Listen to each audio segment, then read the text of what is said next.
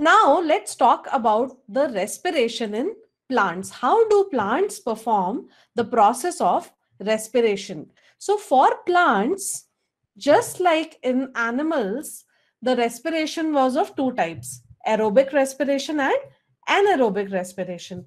Similarly, even in plants, there will be two categories. The first one is aerobic respiration. Aerobic respiration. And the second one is known as anaerobic respiration. So we'll see both of these in detail now. Anaerobic respiration. So respiration is of two types, aerobic and anaerobic. And we will see both of these in detail. But first of all, let us try to answer a question. The question is that why are energy needs of plants lower than that of animals? So can you think of a reason? Why is it so? Why do plants need lesser energy as compared to animals?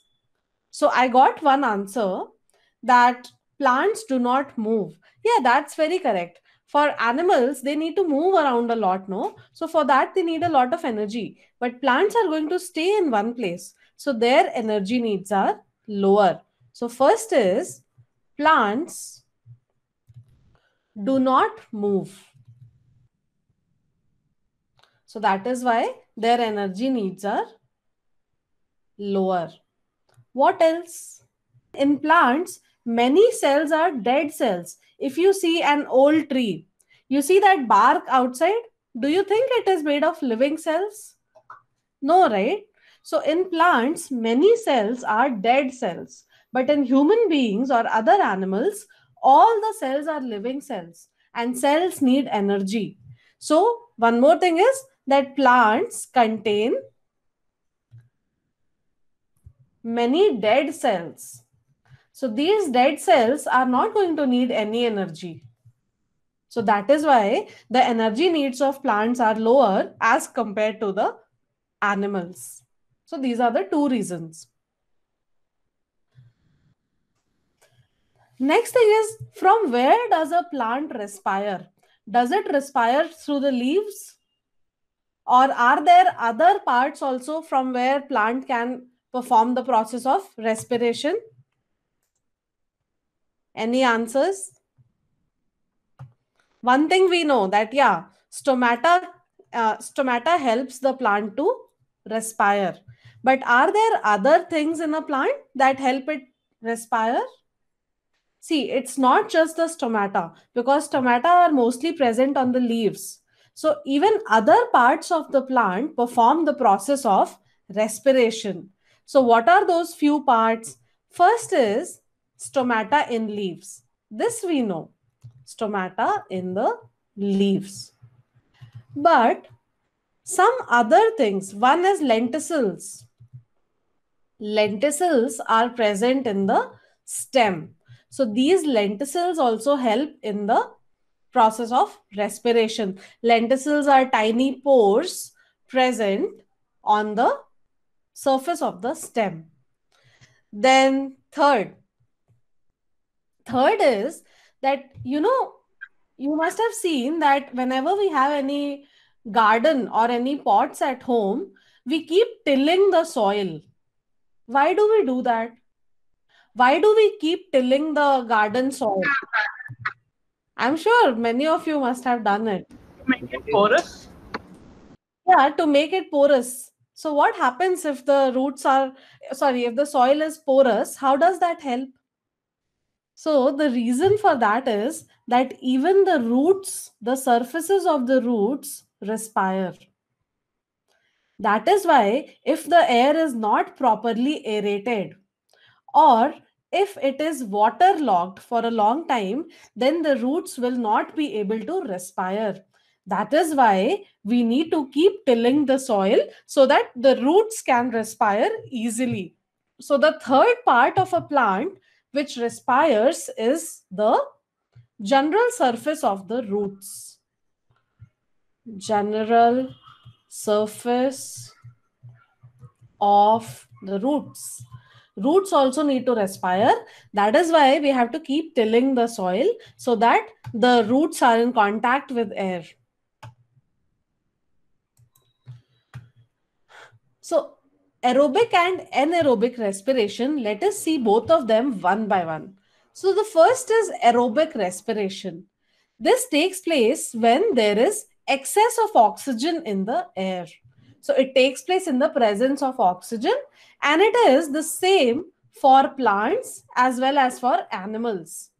And here the glucose gets broken down completely. So there is complete breakdown of glucose.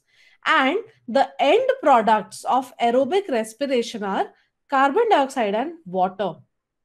And when respiration takes place, there is also some release of energy. So some of it gets released in the form of heat. And another part of it gets released in the form of chemical energy. And the unit of this chemical energy is ATP. What does ATP stand for? ATP stands for adenosine. Adenosine triphosphate. Yes, thank you. Adenosine triphosphate. So this is the energy currency of the cell. Whatever energy the cell makes, it stores it in the form of ATP. So now we will write the reaction for aerobic respiration in plants. So for aerobic respiration, first of all, though, we need glucose. We saw the raw materials, no?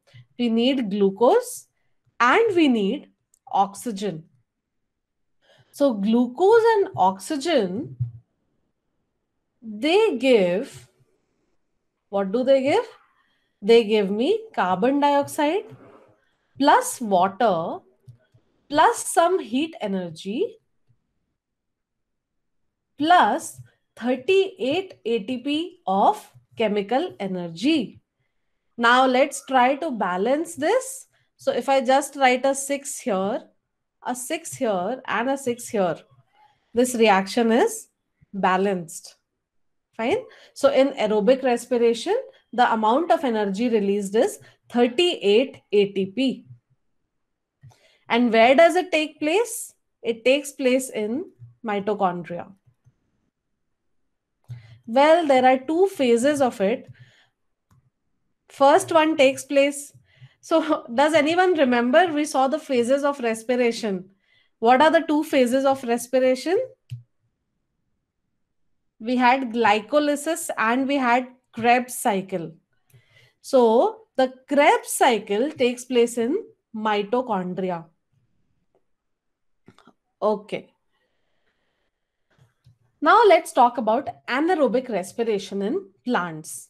So anaerobic respiration in plants, when does it take place? When there is absence of oxygen. Absence of oxygen, or there may be a limited supply of oxygen. In both these cases, the plant can respire anaerobically for some time. Limited supply of oxygen. So, in some plants, if sufficient oxygen is not present, for some time they can respire anaerobically. But after a while, they'll die. If they don't get oxygen, they will die. But for some time, those plants can respire anaerobically. So, here, some of the examples of anaerobic respiration in plants is first is that some plants respire anaerobically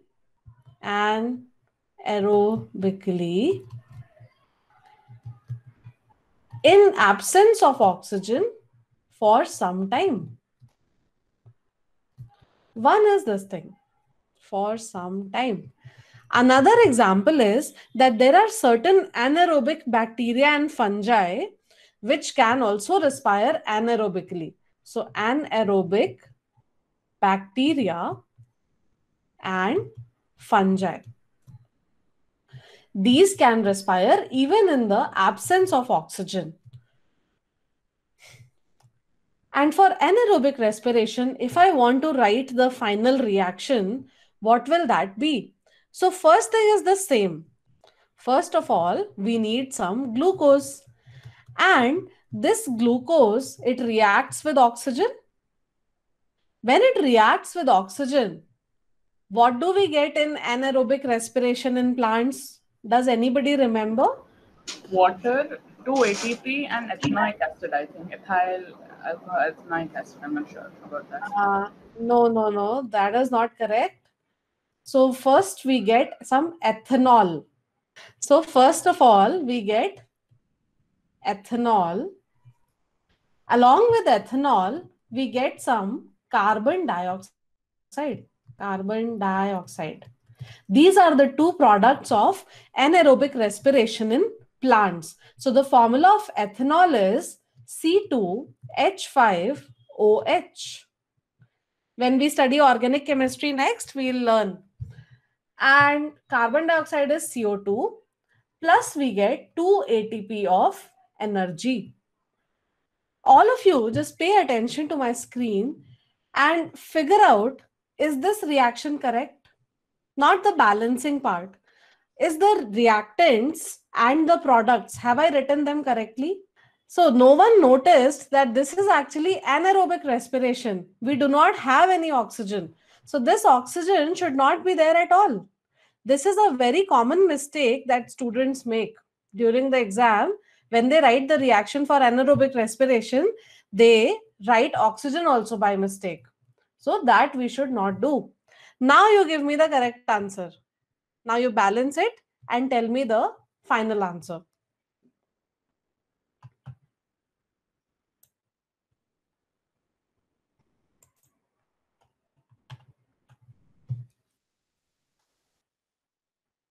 You can just write it in the chat box.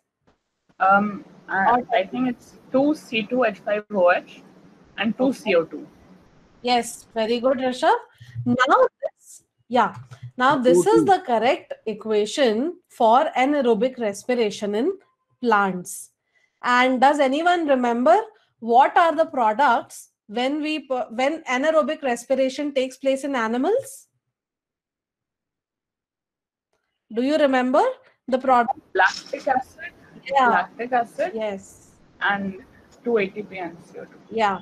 So in animals, when the same reaction takes place, we get lactic acid and 2 ATP. So just notice this difference. And if you compare the energy released in aerobic to the energy released in anaerobic respiration, you will see that it is very less. It is just 2 ATP in this case, whereas in aerobic, it was 38 ATP.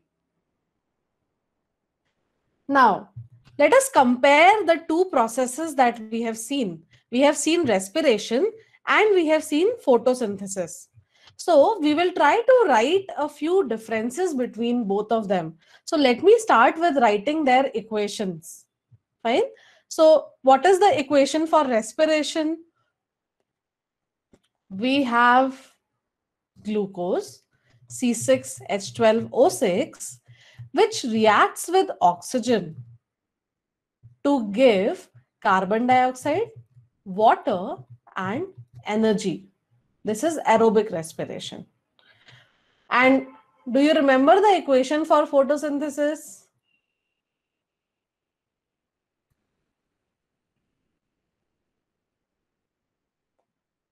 So Rishabh is saying that it is the exact opposite.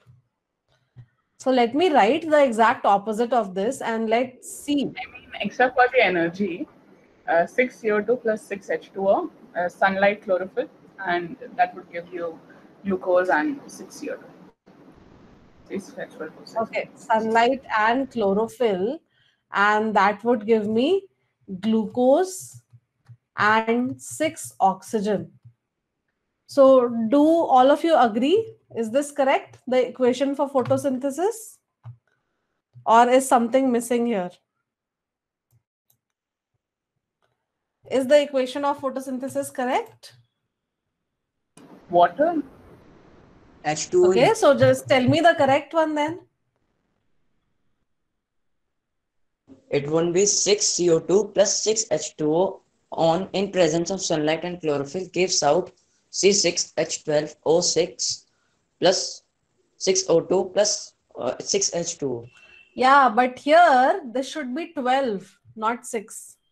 On the reactant side, it should be 12 water molecules. You remember I was discussing a question also, that are these 12 water molecules, out of them 6 are still remaining unreacted, and I was asking you, is that true or not? No, ma'am. That is not true, because water is actually formed in this reaction.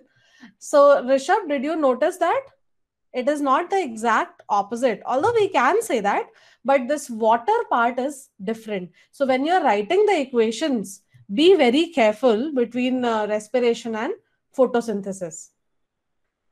Okay, so this is the first difference, that the reactants become the products become the reactants. What is the next difference? See, one more difference. If we see respiration, a big molecule is breaking into smaller molecules. So this is a catabolic process, when a big molecule breaks into smaller molecules. But here what is happening? Smaller molecules are combining to give a big molecule. So this is known as anabolic process. This is known as anabolic process. Fine? Okay. Then tell me one more difference. Anyone? Guess the right answer. In respiration, glucose is broken down, and in photosynthesis, glucose is formed. Yeah, that we have written, because this is a catabolic process, this is an anabolic process. So, and we have written the reaction also.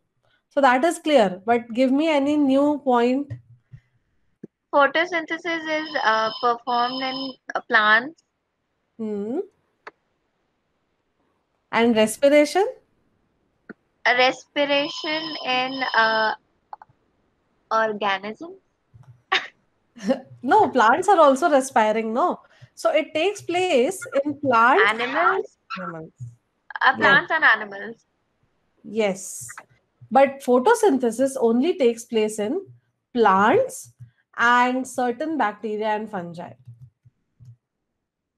Certain bacteria and fungi. Okay. One very major difference none of you all is pointing out. What is one very important difference? Yeah, tell me. Ma'am, respiration takes place 24/7, and photosynthesis takes place only in sunlight. Very good. And now one more, the last one. One more difference, people.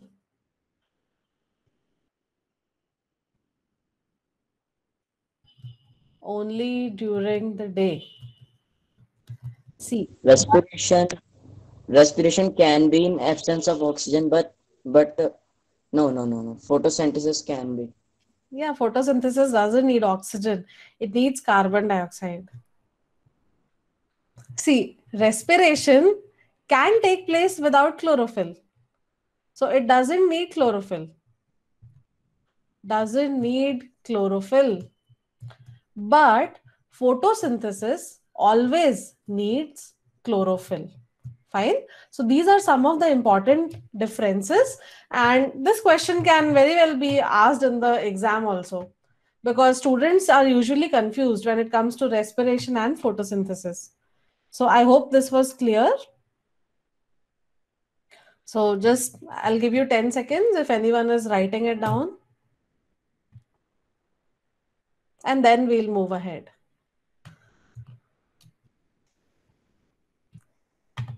Okay. Next question. Ma'am, can you show the previous slide? Yeah, I can. Okay, I'll wait. So who is Tharun? Who is Aditya bullying here? Tharun, you don't this much in school, ye re. Excuse me, ma'am. Yeah? On the previous slide. Okay, I'll show you.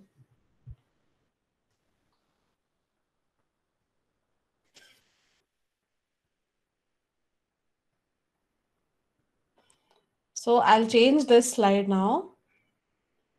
Anyhow, I'll be uploading the video, so don't worry.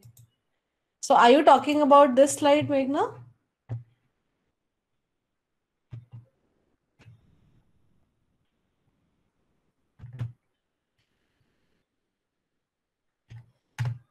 Okay. So I'll just wait for a second. So my question is that many people say that we should not sleep under trees at night. Do you agree, or what might be the reason for it?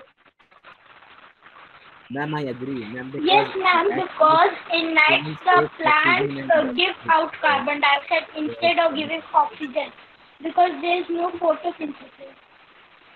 Okay, thank you, Ma'am, Arushi. because there is no light. Okay, thank you, Arushi. And the other person, if I'm guessing right, was that Satvik or Anupam? Fine. Ma'am, both are wrong. It was wrong. Okay, okay. So there are reasons for it, but first of all, let me tell you one thing, that this is a myth. This is not true. It's just a myth that it's not good to sleep under a tree at night. Okay?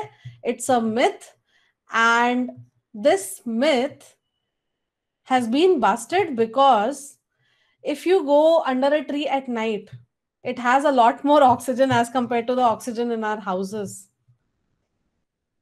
So first thing is that if we talk about respiration mein, what was happening? We get carbon dioxide, right? And we inhale oxygen.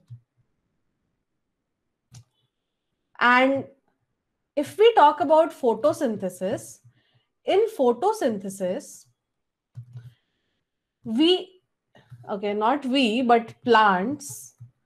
plants inhale oxygen and they exhale carbon dioxide, right? They give out carbon dioxide and they take in oxygen. So these are just the opposites of each other. But the second point is important. The second point is that respiration takes place all through the day. So it takes place all through the day. But photosynthesis takes place only during daytime. So to avoid any confusion, I'll just write day and night. So respiration is taking place both at day and at night, but photosynthesis is only taking place during daytime.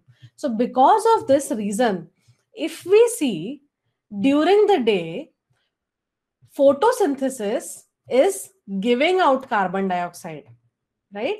But in respiration, the plant uses up that carbon dioxide. So during day, what is happening? Plant is producing carbon dioxide in photosynthesis, and plant is also absorbing that carbon dioxide. Okay, did I make a mistake? During photosynthesis, plants are, okay, I wrote the opposite. Photosynthesis mein plants, this is wrong. Plants exhale oxygen and inhale carbon dioxide. Okay, I wrote the same thing in both the cases. So in photosynthesis during the day, plants are inhaling carbon dioxide, and during respiration, they are exhaling carbon dioxide. So these two processes are complementary. So whatever carbon dioxide is produced in respiration, plant again takes it up for photosynthesis. So the net effect is that the amount of oxygen is more. Okay. And at night, what happens? At night, photosynthesis is not taking place at all. Only respiration is taking place. So in respiration, what happens? We get carbon dioxide. That is why people say that if you sleep under a tree at night, it is only going to respire. It is not going to perform photosynthesis. So the amount of carbon dioxide near that tree will be very high. That is why you should not sleep under a tree. But that is just a myth. It is not true. The reason why these elderly people used to say this is because on trees, certain birds live, right? So you don't want bird droppings to fall on you while you are asleep. Or in villages, they also used to believe that on some trees, ghosts live, which is not true. So that is why they came up with this myth. Ki no, at night, you should not sleep there because plants will give out a lot of carbon dioxide. So that is not true. Also on trees, certain snakes and insects live. So at night, if you sleep under a tree, you might get bitten by them. So this is the reason why they used to say that do not sleep under a tree at night. But many a times it is misunderstood. People think that only because they are respiring at night, there will be a lot of CO2. So let's not sleep under a tree. That is not true. Okay. So I hope this point is clear. So, yeah.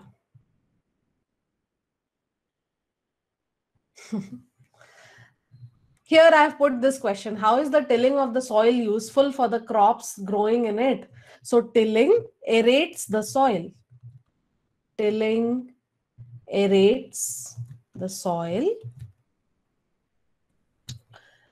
How does this help? This helps in respiration through the roots. Because if the soil is aerated, the roots are going to be in contact with air. So that will help them in respiration. Because we saw that even roots respire. Fine. Chalo. Next.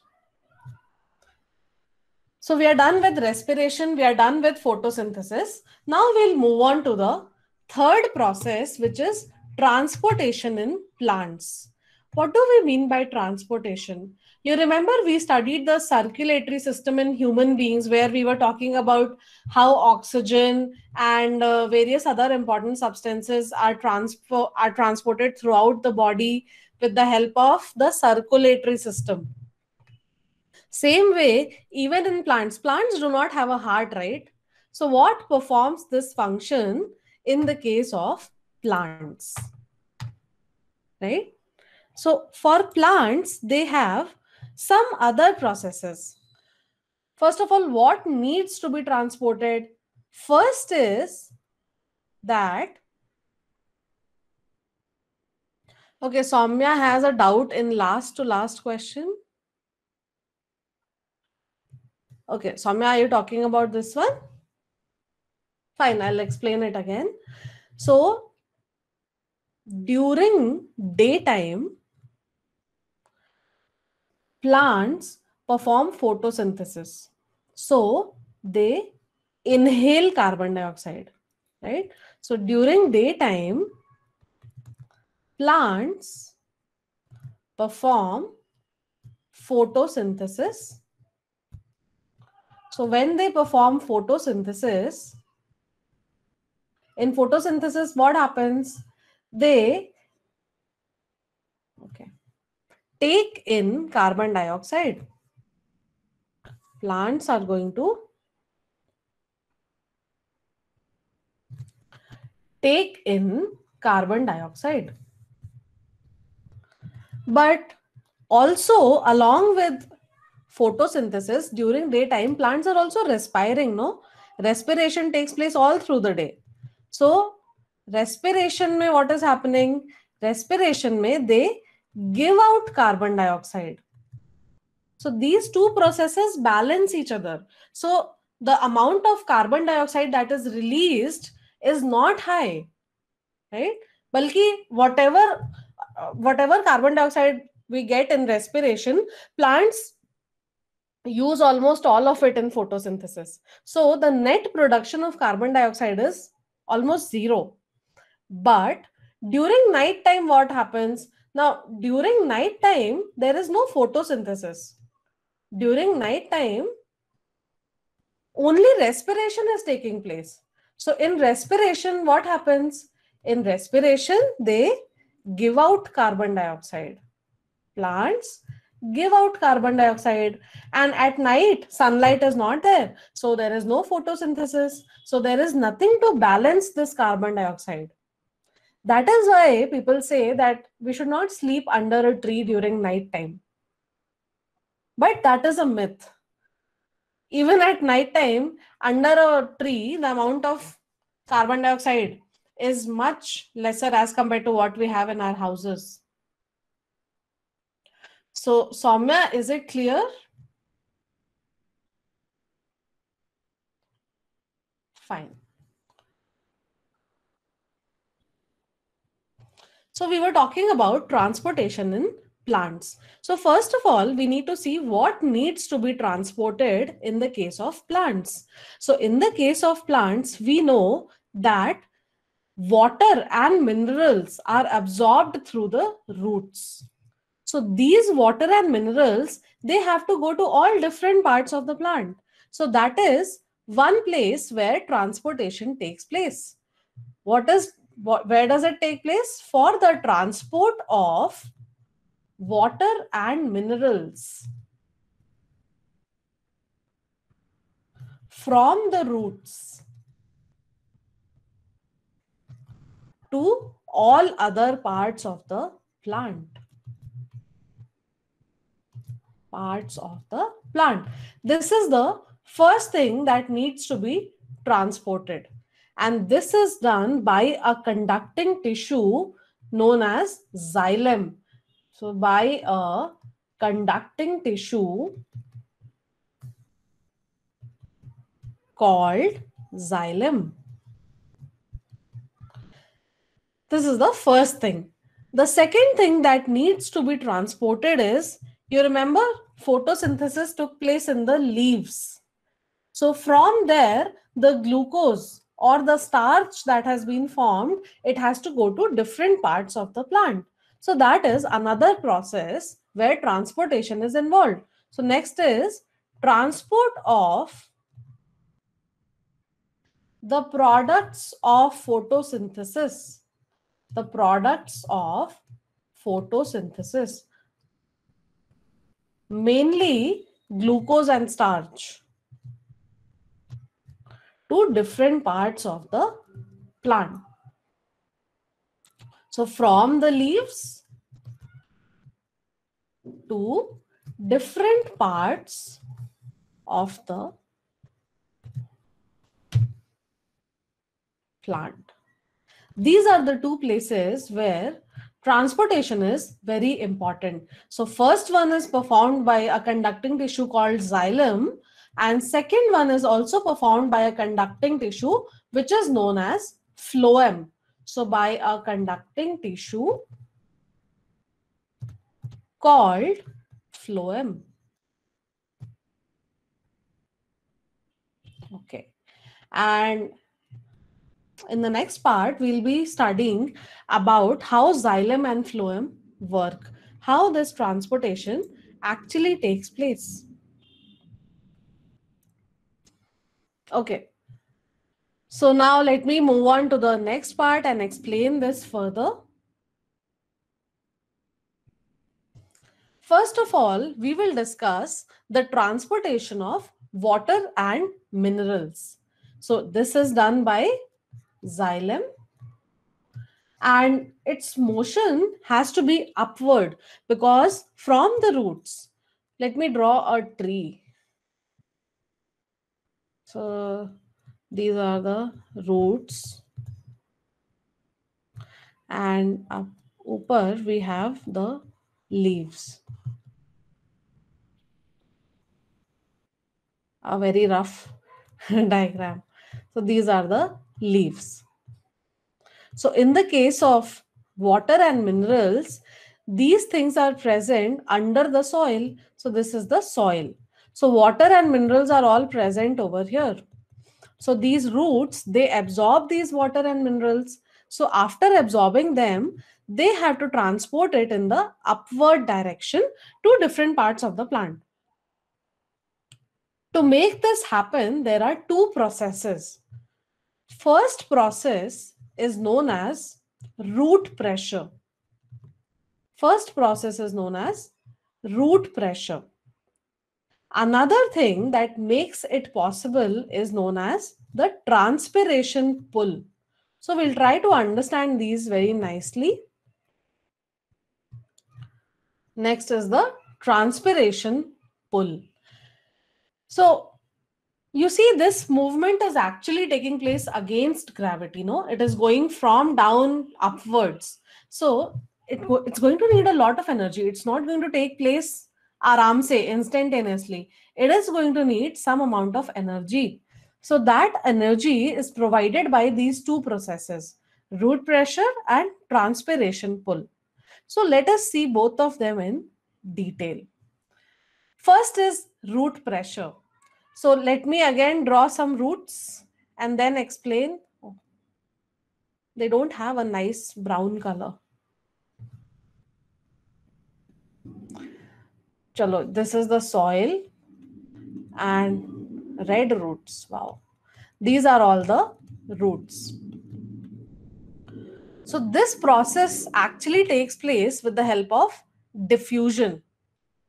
This process takes place with the help of diffusion. And what is diffusion? Suppose you are in a room and you light up an incense stick or an agarbatti at one corner of the room. Slowly, the entire room starts smelling of that incense. So what is the reason for this? This is a process which is known as diffusion.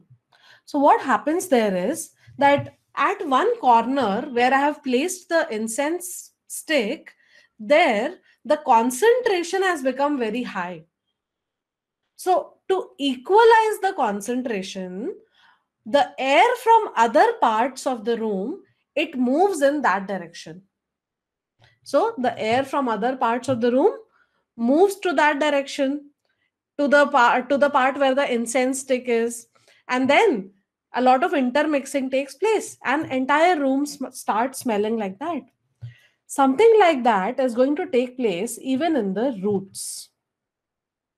So in the roots, the amount of minerals or the amount of water is very high because roots actively absorb the minerals from the soil. So this part of the root which is in contact with the soil, this part of the root, it has a lot of minerals. Fine. Because roots are actively absorbing those minerals. So the surface of the root has a lot of minerals. Now, to equalize the concentration, what will happen? Whatever water is present outside the root, that will start flowing into the root. Okay? Because the concentration of minerals is very high in the root, water from outside will start flowing into the root. So when water starts flowing into the root, slowly it will decrease the concentration in the root. It will decrease the concentration of minerals in the root. And this is known as diffusion pressure. Now what is happening? Water is actively moving into the root and then it flows up into the xylem. So this is because of a concentration gradient. There is a difference in concentration. So water starts moving from outside to the inside of the roots. This is known as root pressure. So I'll just write and maybe then it will be clearer. So let me start writing. So first thing is that the part of the root in contact with the soil,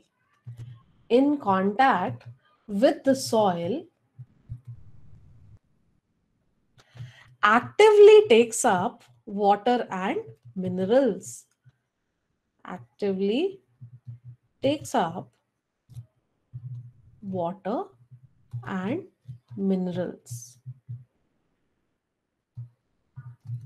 Okay, so because of this reason, the amount of minerals or the concentration of minerals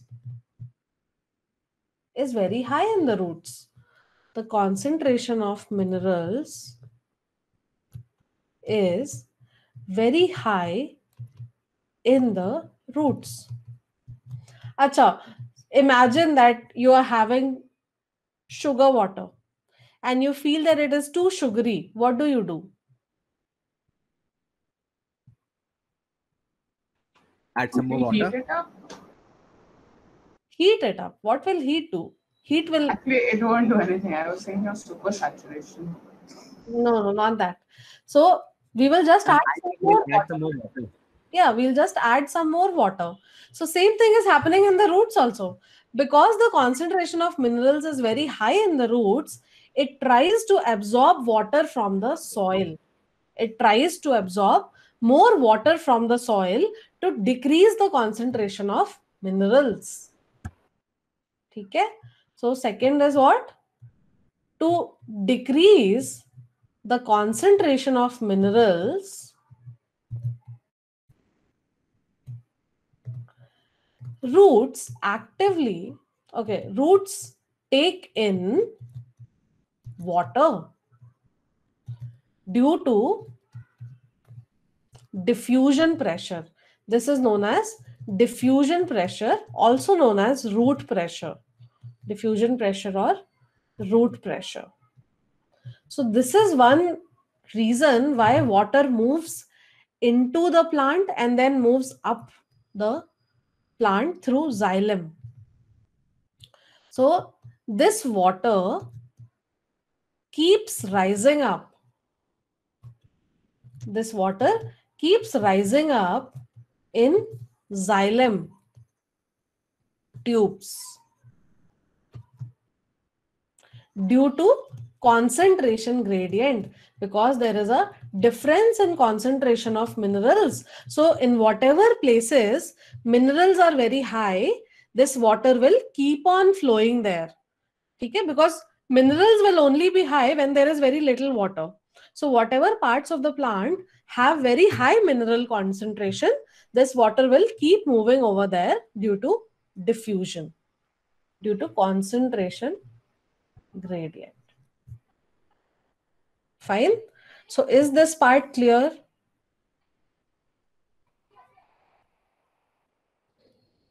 Yes, ma'am. Yes, ma'am. Okay.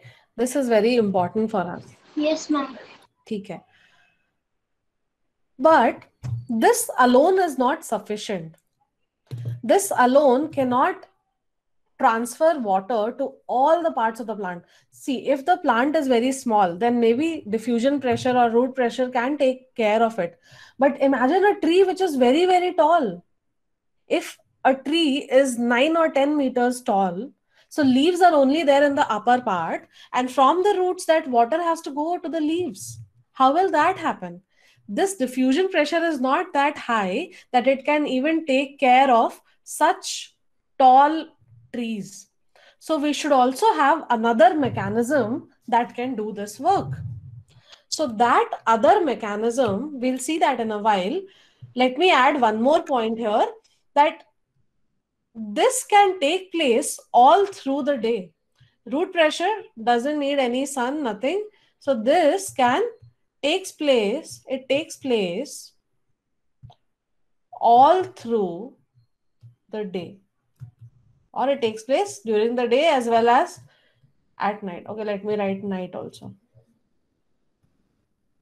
Fine. But this diffusion pressure alone cannot take care of the transportation of water to all parts of a plant which is not very small, say a plant which is large. So in them, we'll also need another mechanism. So that mechanism is known as transpiration pull. Fine. Transpiration pull. Let us now try to understand this thing, transpiration pull. So again, I'm drawing a plant. These are all the leaves. So in these leaves, there is some water, and during the day, the stomata are open. Right? During the day, the stomata are going to be open. So because of that, what process will take place? The name suggests that transpiration is going to take place during the day.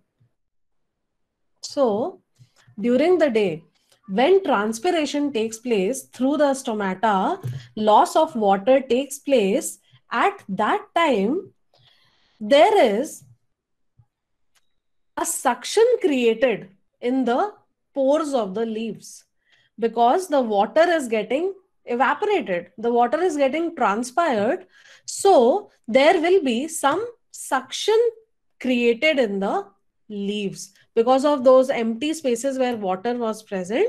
There will be some suction pressure, and this suction pressure will actually start pulling water from below, from the lower parts of the plant. Does that make sense to you?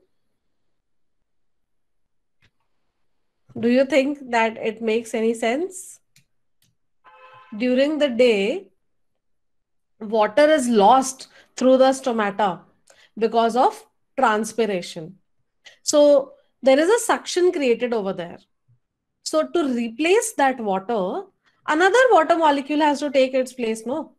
So that water molecule comes from the xylem vessels. So because of this suction pressure, more and more water keeps on getting pulled from the xylem. So did it make sense to anyone? Is that clear? Yes, ma'am. Okay. So let me write that transpiration pull, it takes place mostly during the day. Because daytime we have sun and transpiration rate is very high. So what happens here is that water gets transpired or evaporated through the leaves. Through the leaves. So because water gets evaporated, this creates a suction. This creates a suction in the leaf. Now, because of that suction, because of this suction,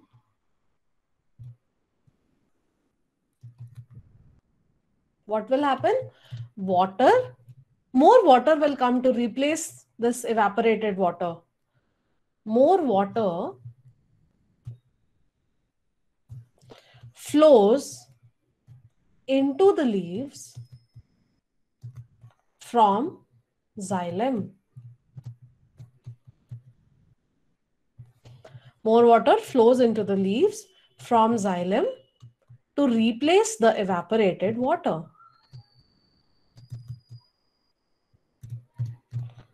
So this will also help in the, what Somil just said, ascent of sap. Yeah, so this is known as ascent of sap. Sap is the water that is absorbed through the roots. So that is moving forward, upward. That is ascent, A-S-C-E-N-T, to replace the evaporated water from the leaves.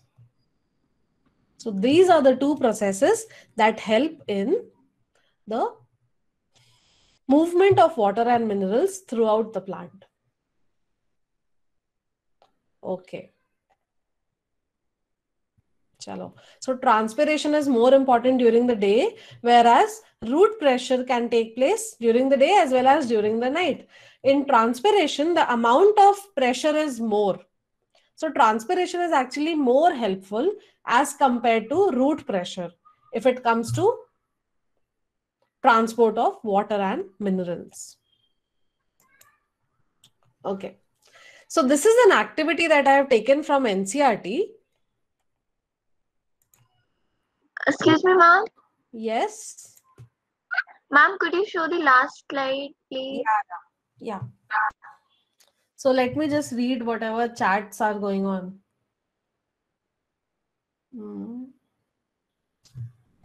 ठीक है. I'll have to go back because you all have been talking a lot.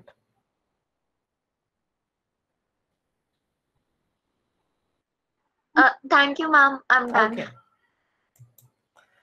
So let us perform this small activity.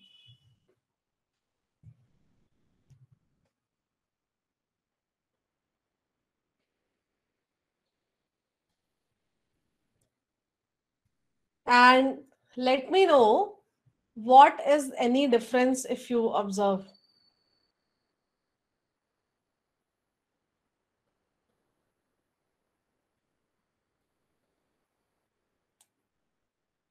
So what are we doing here?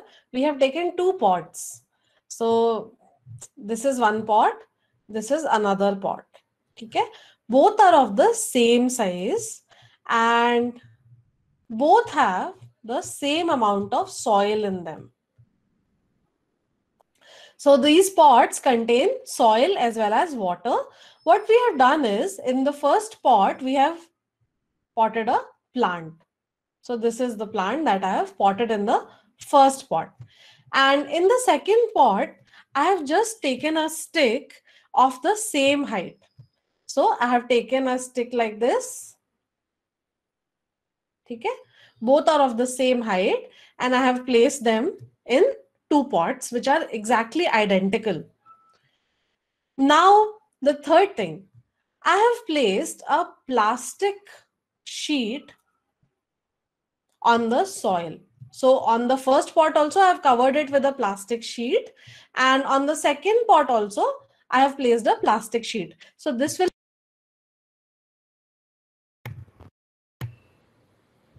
through evaporation.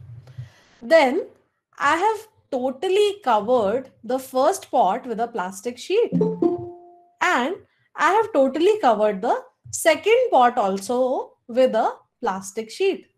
So the question is, what will you observe after, say, half an hour after you place them in bright sunlight? What are you going to observe in both these cases?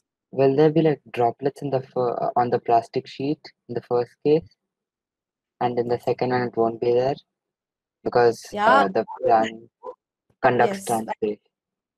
Yeah, that is correct. Because in the first pot, this plant, it undergoes transpiration, but the second pot doesn't have any plant. That is why if you see the first pot, there will be some water droplets present on this plastic sheet. But in the second case, you will not see any water droplets. So is that clear? Fine. So these activities usually people just ignore, but always read it and try to think about it, because that's how you'll learn reasoning part of science. Okay, so how is transpiration useful for the plants? We saw one use, no? It helps in creating suction pressure, which helps in the transport of water and minerals. But are there any other advantages also when it comes to transpiration? It has one more advantage. You know how in human beings sweating takes place. What exactly is the purpose of sweating? Why do we sweat? To cool the body, probably. Remove the urea.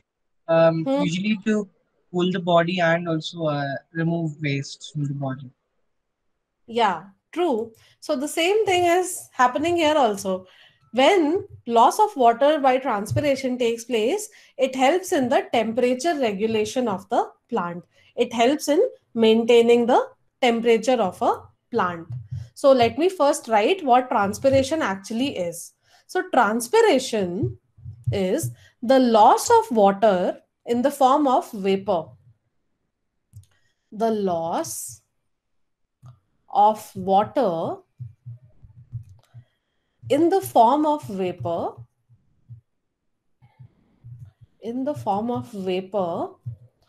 from the aerial parts of the plant. Aerial means the parts of the plant which are exposed to the air, not the roots.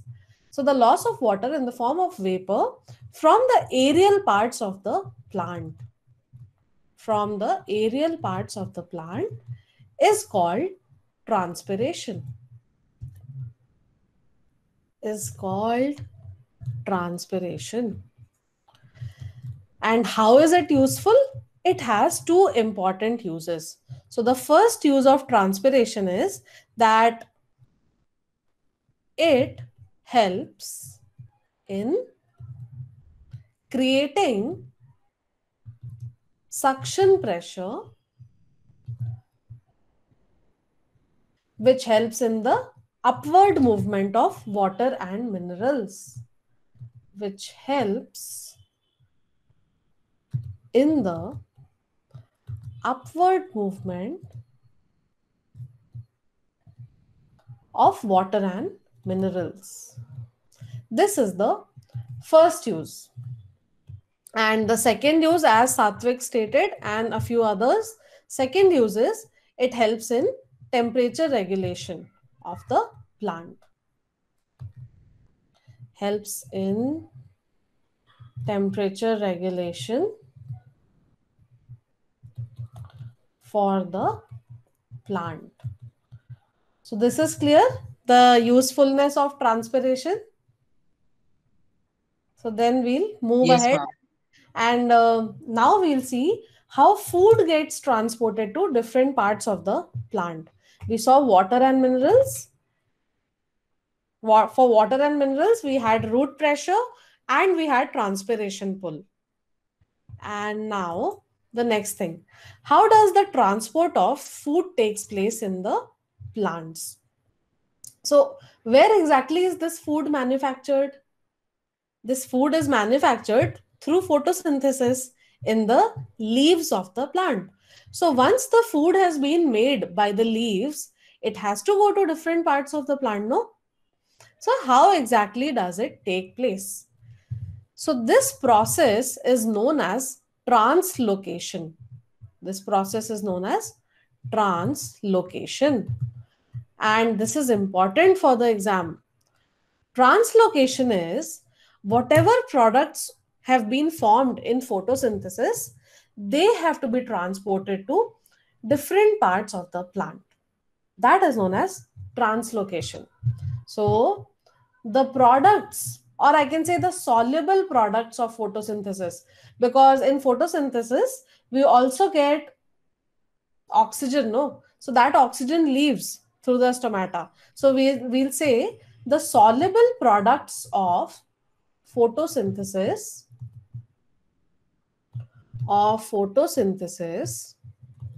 are transported to different parts of the plant.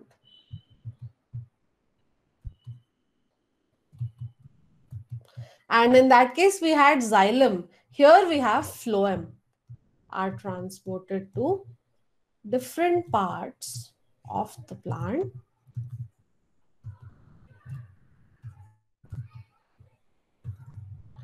But transported from where? From the leaves. Ma'am, so it is a two-way. It goes in two ways, no, ma'am? Yes, it goes in both the ways. Yeah. So because photosynthesis, it can not only take place in leaves, but it can take place in any green part of the plant. So, and all parts of the plant need this food. So it happens both in the upward direction and in the downward direction, because leaves are present all through the length of the plant, no, mostly. So wherever leaves are present, from there to all other parts of the plant. So, Excuse me, ma'am. yes. Ma'am, so yes, so the food, like this food which is taken by the plant, so it does not get wasted, no, ma'am. It just gets stored in form of starch. Yeah, it just gets stored. Ma'am, there's no overuse of it. No. Okay, ma'am.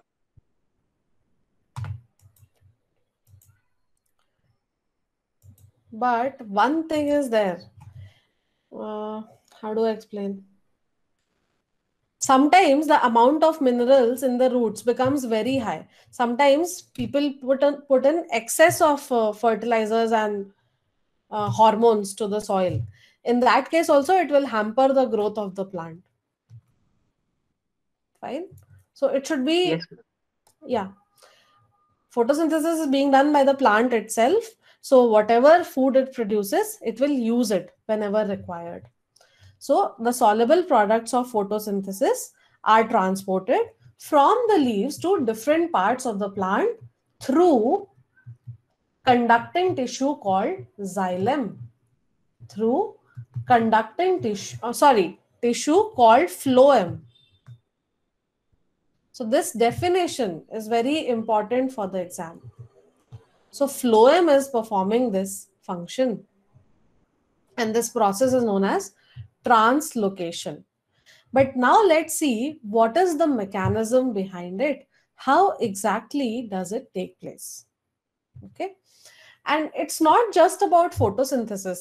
There are various other things that have to be transported, like amino acids. So phloem even transports amino acids to different parts of the plant. So let me add that here. The soluble products of photosynthesis and amino acids are transported to different parts of the plant. So this is the basic definition of translocation. And I'll change the slide. So I'll just wait for 10 seconds here for people who are writing. And then I'll explain how exactly does it take place. There we saw that it was taking place through root pressure and through transpiration pull.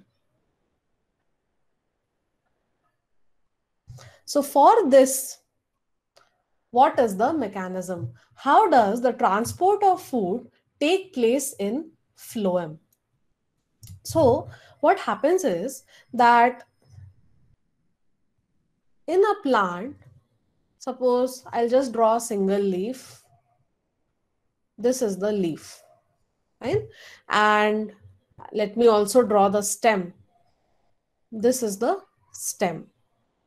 So this stem will contain some tubes called phloem tubes. This contains some tubes which are actually called sieve tubes. Phloem has 4 components. I don't want to go in that much of detail, but yeah, phloem contains 4 components. One of them is sieve tubes. So whatever food is prepared in this leaf, let me draw some food also. Whatever glucose or starch or excess of sucrose is present in this leaf, what this leaf does is that because that concentration becomes very high, it wants to normalize that concentration. It wants to decrease that concentration. For that, what it does is it sends some of this excess food into this phloem or into the sieve tubes. So this food from the leaves, whatever is in excess, it goes into the sieve tubes of phloem. So whatever excess food has gone into the sieve tubes, now imagine inside the sieve tube, the concentration is very high. To normalize that concentration, water will start flowing into the sieve tube. So now water starts flowing at this point where the concentration was very high. The concentration of starch or sucrose was very high. Now water starts flowing from the xylem to this place. Why does it happen? Because of diffusion pressure, because the concentration is very high at this point. So water comes here to normalize or to decrease that concentration. Okay? Now, when water reaches here, whatever that excess sucrose and starch is there, it gets dissolved in the water. And that water then takes it to different parts of the plant. So I know it's a bit complicated, but I think you can understand. I'll just explain once again. So whatever food is prepared in the leaves, if it is in excess, if the food is in excess, the leaves send it into the sieve tubes of the phloem. Now the concentration in sieve tubes has become high. So water flows from the xylem into the sieve tube to decrease this concentration. And that water then carries that excess material to all parts of the plant. So let me just write it step by step, then it would make more sense. So the first thing is the excess sucrose and starch from the leaves is sent to the sieve tubes in phloem. The sieve tubes in phloem. Okay? So when that excess food is there in the sieve tubes, to normalize the concentration, now, okay, what happened to my video? Yeah. So to normalize the concentration, water from xylem vessels flows into the sieve tubes. It flows into the sieve tubes. And why? To normalize the concentration of food. To normalize the concentration of sucrose and starch through diffusion.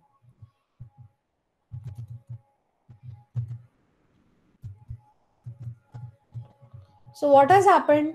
Now that water, it will dissolve whatever excess sugar and starch was present and it will carry it to different parts of the plant.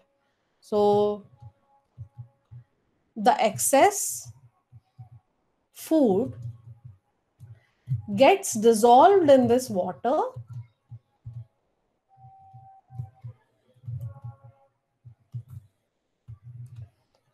and is carried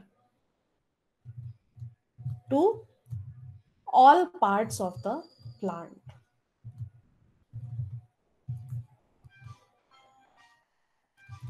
So is this clear? Is the process of translocation clear to you? Yes, ma'am. Okay, so I'll just wait for a second and let me, there was one more thing that I'm forgetting to state.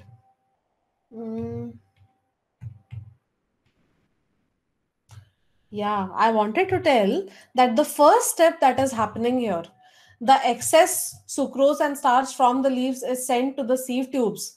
The leaves need a lot of energy from this for this process, no? So the leaves get this energy for the first step through the ATP. Whatever was being generated in the process of respiration, here it is getting used by the leaves. So let me add using ATP, the energy that we got during respiration. So this is how translocation takes place in the phloem. Also, sometimes if the plant is in a growing stage, then whatever new leaves are forming, they need more food. So the old leaves, they send some food to the new leaves. Or if there are some seeds or the fruits developing in that plant, then they also need a lot of sucrose and starch.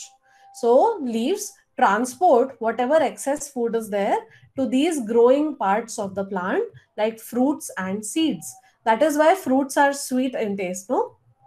Because of translocation and diffusion, a lot of sugar and starch is being sent to these fruits.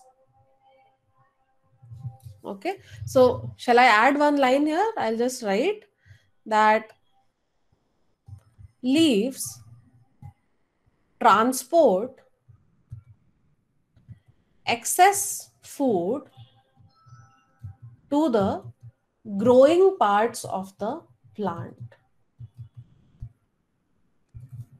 growing parts of the plant, or seeds, or fruits?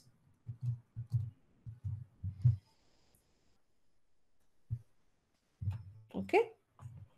And yeah, Rishabh has told the components of phloem. Yeah, sieve tubes, companion cells, phloem parenchyma, phloem fibers. So I think for CBSE people, this was there in ninth class. For Arushi, you will read it in ninth class now. Oh, I think it was the second chapter of bio, right? Yeah.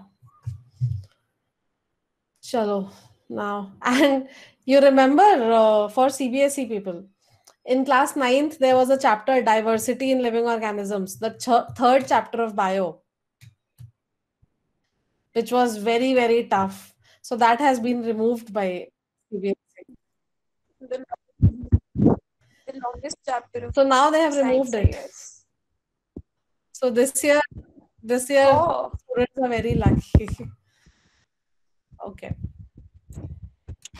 Now the last and the final process, which is excretion in plants.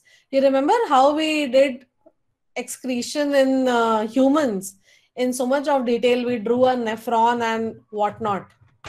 So excretion takes place in plants also, because plants also have some waste materials that they would like to throw away, throw out of their bodies. So for that, they have different processes. Whatever excess oxygen or carbon dioxide or water is there, that is lost by transpiration and stomatal exchange, but that is not a part of excretion. For excretion, suppose the plant has some dead cells, okay, or some other waste material, some other metabolic waste. What should the plant do with it? Plants do not form urine and all, no? So how do they remove these nitrogenous waste? So they have some processes. If you see a plant whose some of the leaves are becoming yellow, right? Some of the leaves are slowly becoming yellow. So in those type of leaves, the plant directs its wastes. So whatever leaf is about to fall off, plant will send some of its waste materials into that leaf. So when that leaf falls off, along with that, the waste material also, they get rid of it. Okay, so that is one of the methods by which excretion takes place in plants. So let me write them one by one. First is the plant send waste substances into the leaves that are about to fall off.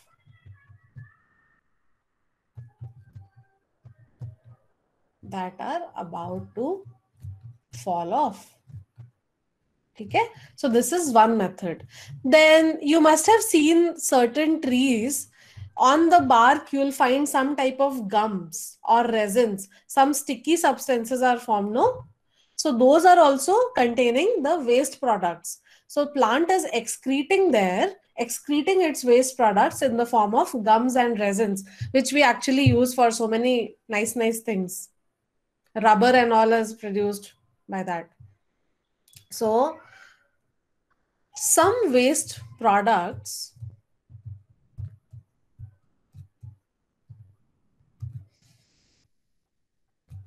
are excreted as gums and resins. So this question was asked in CBSE class 10th exam in 2019 for 3 marks. Some waste products are excreted as gums and resins. Okay? Then what other things are there? You know, plant cells have big vacuoles, right? So even in these vacuoles, some waste products are stored. So some waste products are stored in the cell vacuoles. Some waste products are stored in cell vacuoles. Okay, this is one more thing. And what else is there? Can you think of anything else? Carbon dioxide. Yeah, so carbon dioxide, oxygen, and water, we don't consider it as waste. So we won't call it excretion. Okay, ma'am. Stomatal exchange is not excretion. I think this is it. And sometimes if you see some big trees, you will see some kind of oozy liquid around the roots of the plant or in the soil. So that is also a form of excretion. Some of the waste products are just excreted into the soil around a plant. So let me write that also. Some of them are excreted into the soil around them. So this brings us to the end of today's class. And we are done. Finally, we are done with the life processes. I know I've taught it in a lot of detail. So for people who have missed some of the classes, they can find the videos, or we'll also be taking revision classes once we're done with all the syllabus. So you can join them.